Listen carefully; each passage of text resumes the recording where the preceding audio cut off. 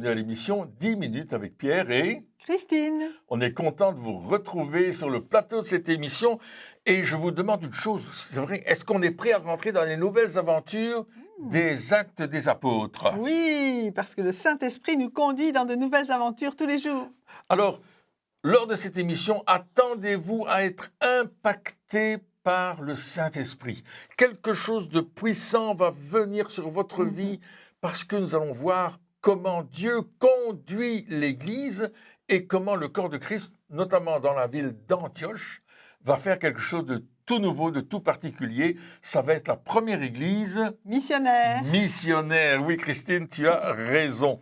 Et voyez-vous, il n'y a pas de limite à l'œuvre de notre Dieu.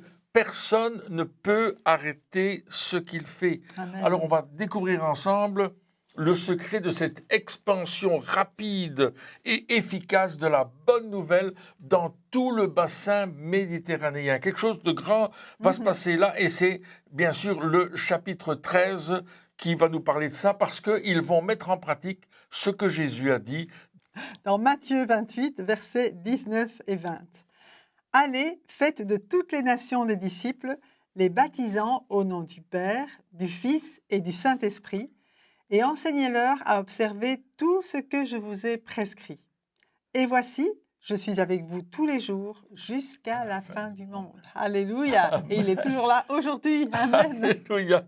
Et c'est vrai que dans un premier temps, c'est la persécution qui a eu lieu à Jérusalem et aux environs qui a fait que les disciples de Jésus-Christ sont partis à gauche et à droite. On a vu le cas de Philippe, le diacre, qui est allé en Samarie. On a vu comment l'évangile s'est étendu rapidement. Mais ici, il y a une différence, c'est que là, ils vont sortir d'Israël pour aller vers les païens. Il y a vraiment un changement et on va lire ce message dans Actes chapitre 13, à partir du verset 1er.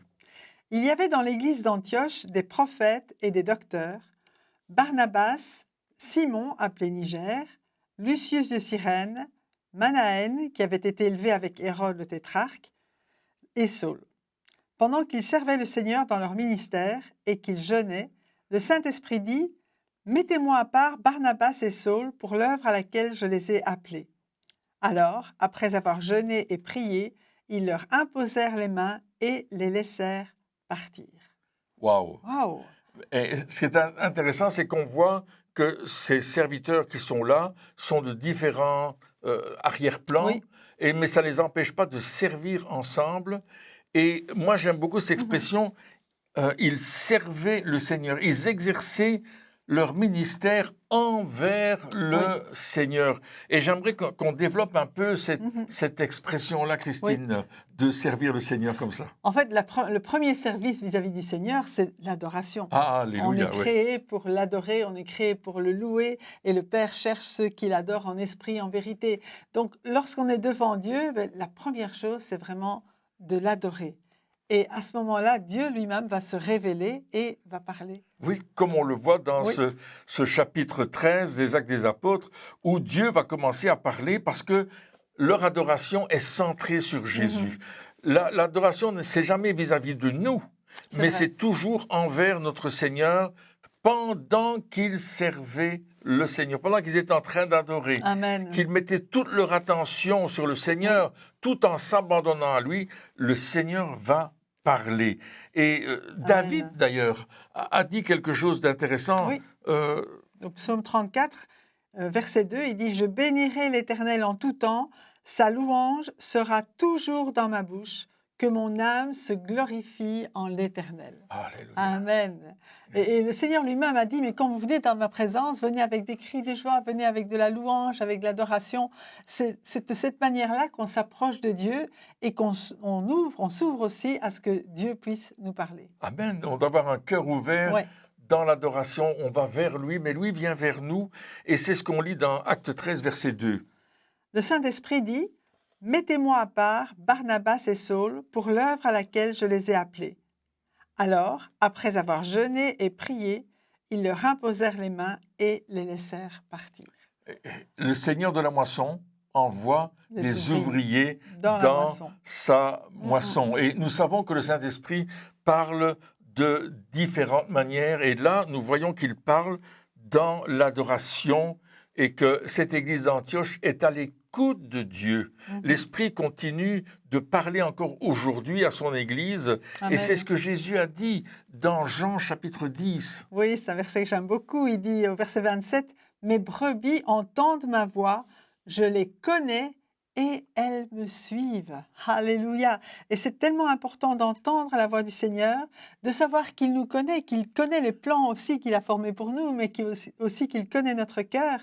Et lorsqu'on entend sa voix, on obéit, on le suit, on marche à sa suite dans les bonnes œuvres qu'il a préparées pour nous. Oui, et on a cette capacité en tant qu'enfant de Dieu d'entendre la voix de notre Seigneur et de notre Sauveur. Et c'est pour ça que le jour de la Pentecôte, il cite ce passage de Joël, chapitre 2, et il dit qu'il va répandre son esprit sur toute chair. Tu veux lire ce passage, Oui, Christine? dans Acte 2, verset 17-18, c'est là qu'il reprend Joël. « Dans les derniers jours, dit Dieu, je répandrai de mon esprit sur toute chair.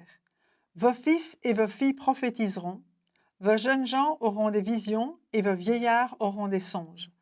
Oui, sur mes servantes et sur mes serviteurs, dans ces jours-là, je répandrai de mon esprit et ils prophétiseront. » Wow. Alléluia. On n'est pas tout seul, il y a le Saint-Esprit qui est là. Et Jésus, justement, avait fait cette promesse dans l'évangile de Jean, chapitre 16, et au verset 16 à 18. Il va nous dire que le Saint-Esprit va venir. Oui. « Et moi, dit Jésus, je prierai le Père et il vous donnera un autre consolateur afin qu'il demeure éternellement avec vous. L'Esprit de vérité que le monde ne peut recevoir parce qu'il ne le voit point et ne le connaît point. Mais vous, vous le connaissez car il sera avec vous et il sera en vous.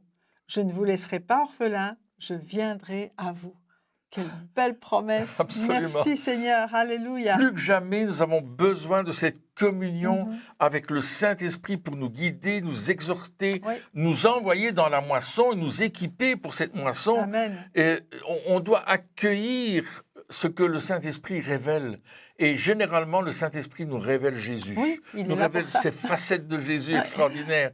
C'est vrai. C'est dans l'adoration qu'il nous parle. C'est dans un temps avec lui que le Saint-Esprit va venir nous donner des instructions.